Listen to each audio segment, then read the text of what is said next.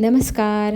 ठरलं तर मग ह्या मालिकेच्या आजच्या भागामध्ये आपण पाहत आहोत इथे नागराज हा नाटकं करून आलेला असतो जेलमधनं बाहेर हॉस्पिटलमध्ये. आता ज्या ठिकाणी प्रियाला ठेवलेलं आहे त्याच ठिकाणी हा नागराज पण पोहोचलेला आहे. प्रमाणे प्रियाने बरोबर नागराजला स्वतःकडे बोलवून घेतलं आहे. आता इथे शिजणार कट आणि कारस्थानं अर्जुन आणि सायली यांच्या विरोधात. चला तर मग आजच्या भागात आपण सुरुवात बघत आहोत. इथे आपली सायली चिडचिड करत असते. तिच्या चिडचिडीचं कारण काय हे तर अर्जुनला कळेच ना.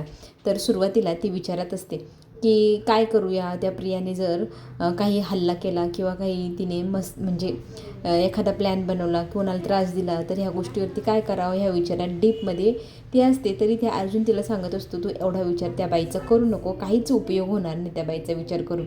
तितक्यातच तिथे चैतन्याचा कॉल येतो आणि अर्जुन आणि तो दोघंजणं काही केस संदर्भात बोलू लागतात. बोलता तो म्हणतो की मी तुला काही डिटेल्स पाठवतो, आपण नंतर बोलूया असं म्हणून फोन ठेवतो. तरी ती सायली अजूनही विचारतच आहे. तर तिला आता अर्जुन म्हणत असतो की तू विचार करू नको प्रियाचा. तर ती म्हणू लागते तुम्ही मला काय समजतात, सतत मला काही ना काय बोलत असतात, मी जास्त विचार करते असं. मी खूप थकते बघा दिवसभर. तुमचे ह्या असे इथे तिथे घाणेरड्याच्या सवयी ना, फायली इथे ठेव, बुक्स इथे ठेव, हे सगळी आवरावर आता मी एकटीने करायची आणि स्वतः चालले लायब्ररीमध्ये निघून. अजिबात चालणार नाही, मी हे अजिबात आवरणार नाही असं म्हणत तिचा आता मूड बदललेला आहे. अर्जुन आता विचार करतो की सायली इतक्यात तरी किती विचारत होते आणि लगेचच एवढी चिडचिड कशी काय करू लागली. तर तिचं मन राखण्यासाठी, तिने चिडू नये किंवा संताप करू नये त्याच्यासाठी अर्जुन काय करतो, मी अख्खी रूम आवरतो, फक्त तू इथे बसून राहा असं म्हणू लागतो. तर आता तो सगळ्या रूममधला सगळ्या वस्तू आता जागेवर ठेवायला सुरुवात करतो. इकडे मात्र आपण पाहत आहोत प्रिया नर्स आल्यानंतर आरडाओरडा करते की माझं खूप पोट दुखतं, मला डॉक्टरांना बोलवा ना, माझं खूप पोट दुखतं. तर डॉक्टर आता थोड्या वेळाने येतील, तेव्हा तुम्हाला चेकअप करतील असं सांगून इथून नर्स निघून जाते. तर आपण पाहतोय सायली नेहमीप्रमाणे आता इथे चिडचिड करत असते. अर्जुन तिची समजूत काढत असतो, तिला इम्प्रेस करण्यासाठी सगळ्या वस्तू जागच्या जागी ठेवण्याचा प्रयत्न करत असतो. पण झालं आहे काय की उलटंच, तो काम निपटायला जातो ते वाढवायच होतं. ह्या गोष्टीवरती आता इथे आपण पाहू शकतो की अर्जुन घाईघाईने सगळे कामं करू लागलेला असतो. आपण इथे पाहू शकतो, इथे अर्जुनला सायली सांगत असते की हे तुझं सामान, ते तुझं सामान, ओला टॉवेल तू नेहमी टाकत असतो असं कॉटवरती, हे मला अजिबात आवडत नाही. त्याची ती झालेली धावपळ पाहून सायलीला हसायला येत असतं. अर्जुन म्हणतो तू हसतेस माझ्यावरती, पण आता हसण्याऐवजी अजून जास्त चिडलेली असते सायलीला घाबरून अर्जुन रूममधनं बाहेर पळून गेलेला असतो. आपण इकडे हेही पाहू शकतो की प्रिया आता विचारत असते की पुढे काय प्लॅन करायचा. नागराजने असं नाटक केलं आहे की त्यालाही 1-2 हप्ता तरी हॉस्पिटलमध्ये ठेवावाच लागतो आहे. तर इथे प्रिया आणि नागराज आता दोघेही समोरासमोर आहे. तर आपण इथे पाहू शकतो इथून सगळेजण गेल्यानंतर एकांत पाहून प्रिया लगेचच नागराजच्या जवळ जाते. जाताना हातामध्ये एक इंजेक्शन पण घेऊन जाते. तिला काय गंमत त्याची करायची आता तिलाच ठाऊक, आपल्याला पुढे ते कळेलच.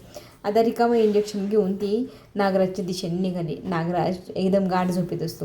नागराजला ती हाक मारते पण नागराज काही केल्या ऐकायला तयार नसतो. मग ती त्याच्या जवळ गेल्यानंतर त्याला मग उठवून म्हणू लागते की मी काय सांगते ऐकायला येत नाही.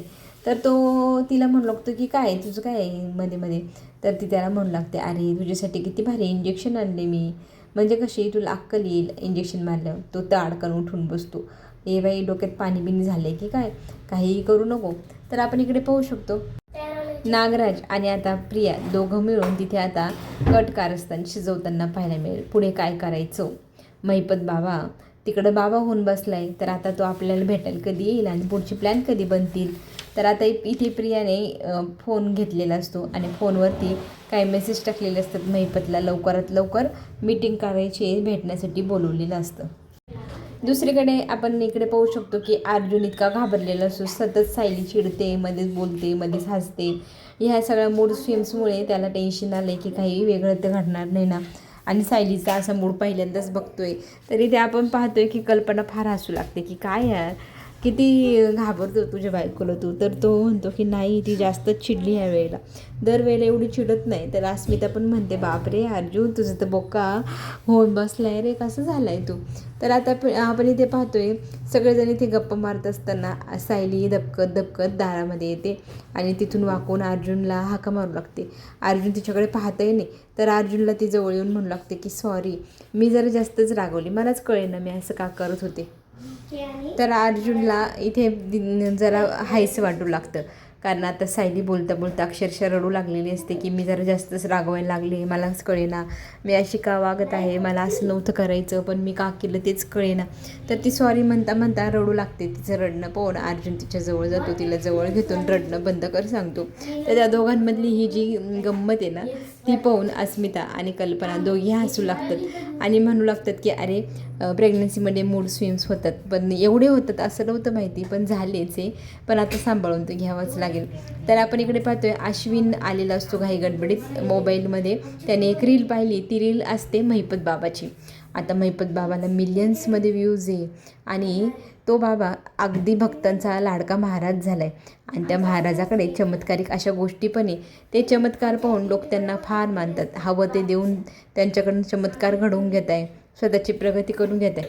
बाबा महिपत बाबा म्हणजे देव बनून बसला आहे हा बाबा आणि भक्तांवरती चमत्कार करून त्यांच्या इच्छा पूर्ण करत आहे म्हणे.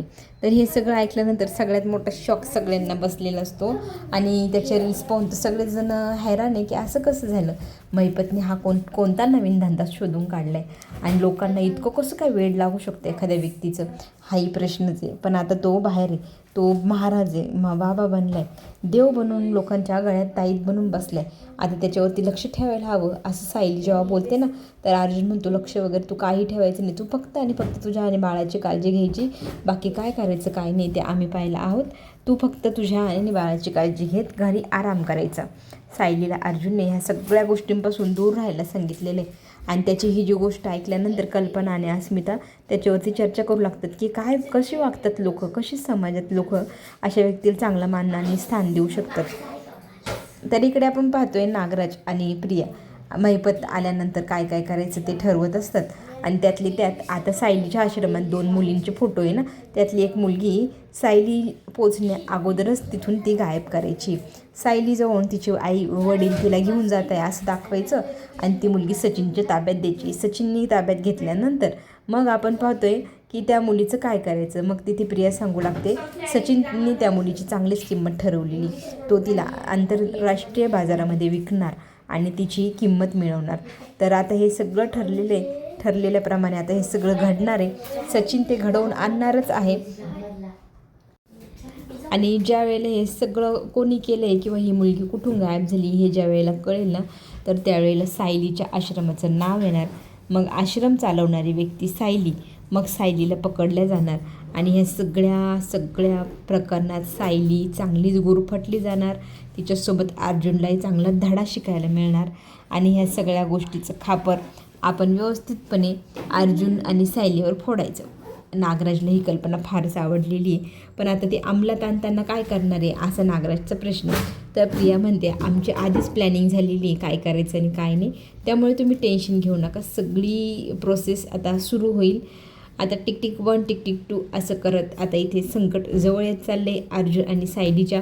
अर्जुन सायली मात्र ह्या सगळ्यांपासून विभिन्न आहे. अगदी सायलीने त्या 2 मुली कोण आलेल्या आहे त्यांचा अजून चेहराही पाहिलेला नाही आहे. त्यांना भेटायला जायची तिची उत्साह पाहता ती सकाळी सकाळी अर्जुनला म्हणू लागते की मला खूप घाई आहे, मला आश्रमात जायची, त्या मुलींची माहिती घ्यायची वगैरे वगैरे. पण त्याच वेळेला तिथे त्या मुलीचे वडील पोचणार, तिला अर्जुन सायलीच्या डोळ्यासमोरून घेऊन जाणार आणि घेऊन गेल्यानंतर तिचं जे काय होईल ते आपल्याला पुढे पाहायलाच मिळणार आहे. येणारे भाग एकदम इंटरेस्टिंग आहे, एकदम मोठे मोठे ट्विस्ट आहे. ते पाहण्यासाठी आपण पुन्हा भेटूया. चॅनलला नक्की लाईक करा, सबस्क्राईब करायला विसरू नका. चला तर मग आता घेऊ छोटीशी विश्रांती. धन्यवाद.